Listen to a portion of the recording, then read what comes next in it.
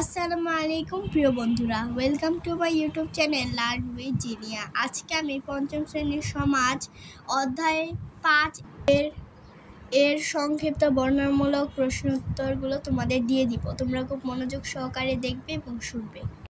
প্রথমে আমরা সংক্ষিপ্ত প্রশ্নের উত্তরগুলো দেখে নিব।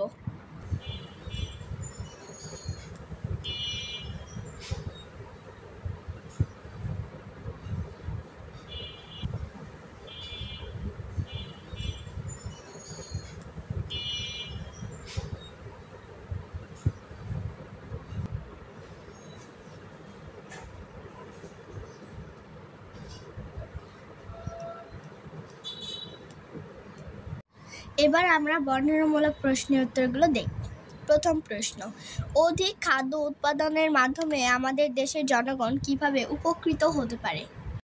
উত্তর, আমাদের মৌলিক চাহিদার মধ্যে প্রধান হচ্ছে খাদ্য। বাংলাদেশ কৃষি প্রধান দেশ হওয়া সত্ত্বেও কয়েক বছর আগেও সকলের জন্য খাদ্য উৎপাদন করতে পারতাম না। প্রায় 25 লক্ষ টন খাদ্য আমদানি করতে হতো। বর্তমানে আমরা সবার জন্য খাদ্য উৎপাদন করতে সক্ষম। অধিক খাদ্য উৎপাদনের মাধ্যমে আমাদের দেশের জনগণ বিভিন্নভাবে উপকৃত হতে পারে। যেমন 1. বাংলাদেশে আর খাদ্য ঘাটতি থাকবে না এবং খাদ্য আমদানি করতে হবে না। 2. দেশ আর্থিকভাবে লাভবান হবে এবং উন্নয়নের দিকে ধাবিত হবে। 3. খাদ্যের স্বয়ংসম্পূর্ণ জাতি শিক্ষা ও কর্মক্ষেত্রে দক্ষ হয়ে উঠবে। 4. খাদ্য আমদানিতে যে অর্থ ব্যয় হতো সেটি নিজের দেশের জন্য বিভিন্ন শিল্প প্রতিষ্ঠায় ব্যয় করা সম্ভব হবে। 5. শিল্প প্রতিষ্ঠান গড়ে উঠলে নতুন কর্মসংস্থানের সৃষ্টি হবে এবং দারিদ্রতা দূর হবে। দ্বিতীয় প্রশ্ন, শ্রম শক্তি রপ্তানির মাধ্যমে আমরা কিভাবে উপকৃত হতে পারি? উত্তর, বাংলাদেশ অধিক জনসংখ্যার দেশ। একটি দেশের অর্থনৈতিক উন্নয়নের অন্যতম শর্ত হল দক্ষ জনশক্তি। আমাদের শ্রম শক্তির দক্ষতা বাড়াতে পারলে বিশাল জনগোষ্ঠী জনসম্পদে রূপান্তরিত হবে। পৃথিবীর বহু দেশে মূলধন ও প্রাকৃতিক সম্পদ থাকলেও শ্রম শক্তির অভাব রয়েছে।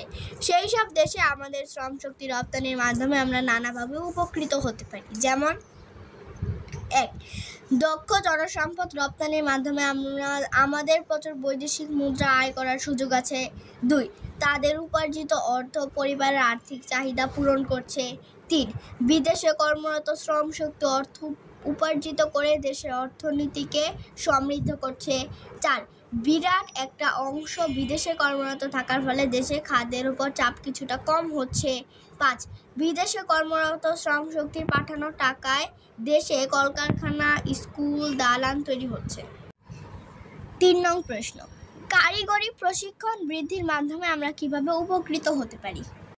উত্তর, একটি দেশের অর্থনৈতিক উন্নয়নের অন্যতম শর্ত হল দক্ষ জনশক্তি। দক্ষ জনশক্তির মাধ্যমে মূলধন ও প্রাকৃতিক সম্পদের সুষ্ঠু ব্যবহার করা সম্ভব। বাংলাদেশের মূলধন কম হলেও প্রাকৃতিক সম্পদ ও জনসম্পদে সমৃদ্ধ। তবে এদেশের অতিরিক্ত জনসংখ্যাকে জনসম্পদে রূপান্তরের মাধ্যমে অর্থনৈতিক উন্নয়ন সম্ভব। কারিগরি প্রশিক্ষণ বৃদ্ধির মাধ্যমে দক্ষ জনসম্পদ গঠনের কয়েকটি উপায় নিম্নে দেওয়া হলো। 1. সরকারি সহায়তায় বৃত্তিমূলক কর্মসূচি ব্যবস্থা করা। 2. কারিগরি প্রশিক্ষণের কেন্দ্রে বিভিন্ন কাজের প্রশিক্ষণ দেওয়া। 3. প্রশিক্ষণ প্রাপ্ত দক্ষ শ্রমশক্তি নতুন কোনো শিল্পের বিকাশে সহায়তা করতে পারে, যেমন যন্ত্রপাতি শিল্প। 4. কারিগরি প্রশিক্ষণের মাধ্যমে শিল্প কারখানার ব্যাপক উন্নতি সাধন করে কর্মসংস্থান বাড়িয়ে উপকৃত হতে পারি। 5. কৃষিকাজে কারিগরি প্রশিক্ষণ কাজে লাগিয়ে অল্প জমিতে অধিক ফসল উৎপাদন করতে পারি।